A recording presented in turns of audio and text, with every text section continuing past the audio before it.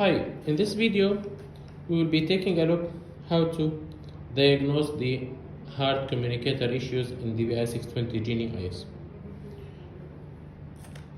DBI 620 Genie IS multifunction calibrator from Druck can have a communicator function on that. So we have the hard, we have the foundation field bus, we have the profi bus, or any combination of these.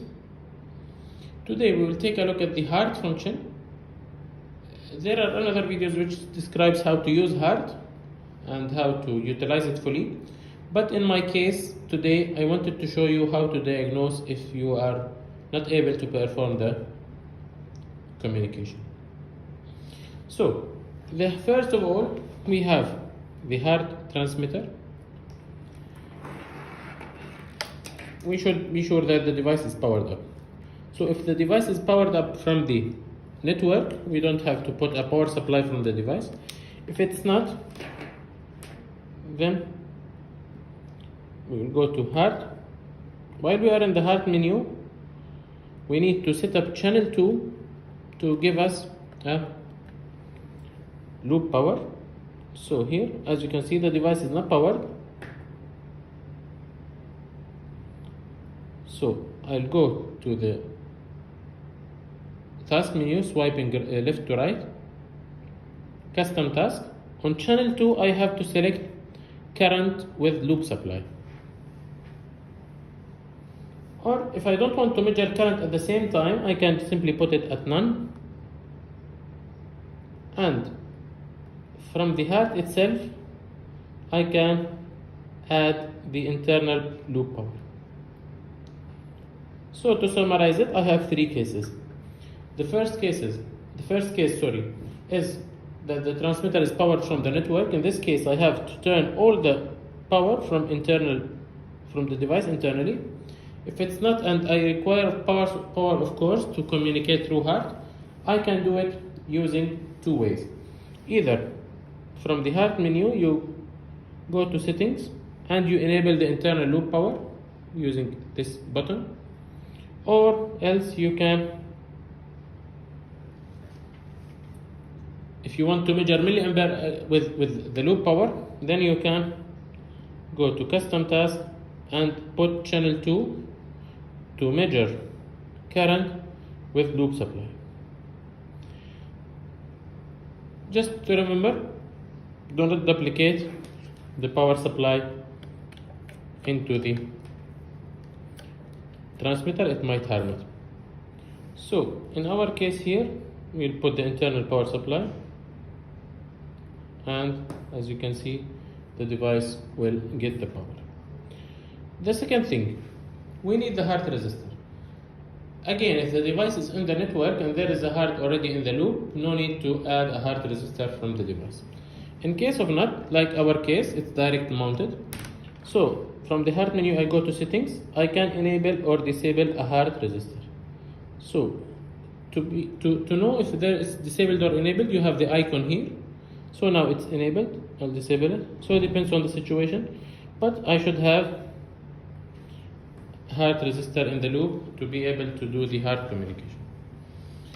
Remember, if you put two resistors, like the resistor from the network, the resistor from the device, you will have a current drop and a voltage drop, and you will not be able to do the communication. The third thing is the connections. The hard connections are different in the 620 Genie IS rather than the Genie. The Genie is always connect to channel 2, but because Genie IS is having a hazardous area certification, it has some limitations in how to energize the power. So we have different connections, depends on the case you have. You should do the proper connection, depends on the case you want. So either in our case the correct connection is here.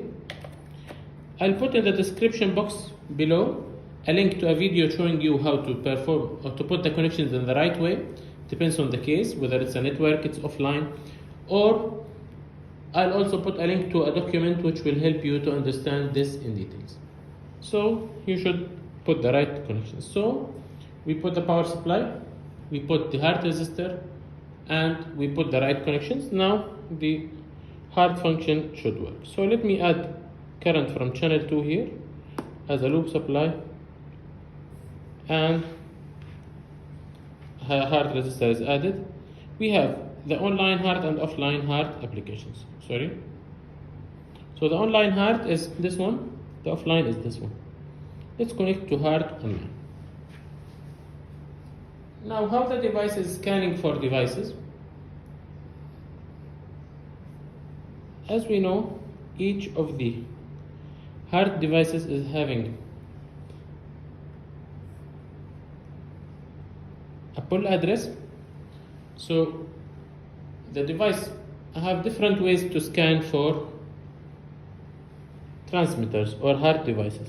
So here from the menu I can go to settings, and I can select the way to search to pull address. So search, you always use address 0. So if you put a device and the Genie was not able to recognize it, maybe it's put to go to address 0 only, and your transmitter is on address 15, for example. So you can tell the device to search till he find the first pull address, or to use a certain address if you are sure about that. Then you can search 0 to 15, 0 to 31, 0 to 63, or search through a range. So the device will come maybe by default on use pull address 0 only. So if you try to search for a device with different pull address, it might not work. So in this case you can use this one, find the first pull address, and you can see how the device is searching for this. So let me press again. The device will start searching. As you can see, we got a menu here. It will start searching, and I'll get all the devices in the table here with its pull address. So our device is here. You can select the device and press on OK. Then it will do the communication. The last thing, you need to be sure that your device is not faulty. So sometimes you give a power to the transmitter, you put the hard resistor, you select the proper configurations, and then it's not performing. So you need to be sure that the device is okay. How to do this? You need simply to connect different different transmitter to the Genie and see if it's working or not. The last thing I wanted to mention is the DD files. Each device needs to have a DD file to be able to communicate with that transmitter. So each transmitter has a DD file which should be loaded here to be able to communicate efficiently. The DD file, especially for new devices after the manufacturing of the communicator you have, might not be there. So you can either connect to the hard through a generic mode, which is a common hard function which can perform the basic tasks, but it's not as sophisticated as the hard online application. So here you can either switch the generic DD mode on, like the one we did, or you can use that one. If the DD file is not there, the hard will not work. So you need to add the DD file here. How to add the DD file to the device? It's very easy. You simply do an update for the library from Druck website, and all the new devices will be added here. Or you can add the specific DD file manually.